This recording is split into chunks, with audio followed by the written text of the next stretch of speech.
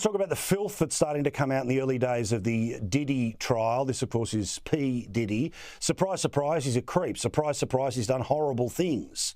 Unfortunately, we're all going to take a disgusting trip to his seedy, awful world. You know, the man has no class. He has no kindness in his dark, dark heart. And he's depraved. That's my opinion. This is a depraved, disgusting individual about whom I wish to hear nothing after this trial is done.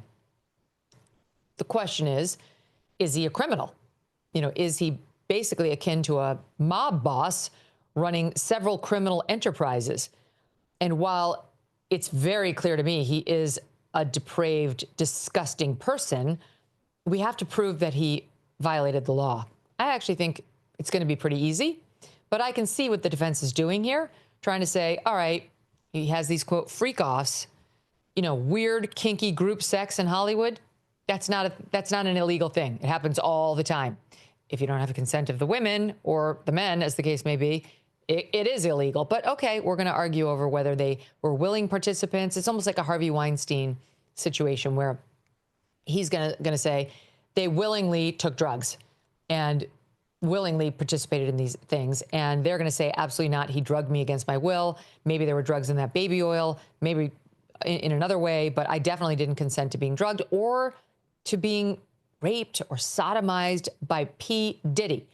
And what's really going to be interesting is the parade of celebrities who we expect to be mentioned and or called into that courtroom. You know, people who we hadn't heard about prior, like Mike Myers, you know, Austin Powers, Mike Myers. Why is he getting called? Why is he on the witness list? That'll be fascinating. And then, of course, there are the no-name, quote unquote, women who are going to have to find every ounce of courage they have to sit on that witness stand across from someone who can buy and sell their whole families, who is accused of behaving violent in the past toward both male and female adversaries or so-called friends who ticked him off. You know, he allegedly firebombed this one rapper's car for allegedly being interested in the same woman. There are questions about whether he's potentially done worse than that to others. And these young women with no power and no money who could put him behind bars for the rest of his life have to sit there, look him in the eye and say what he did to them.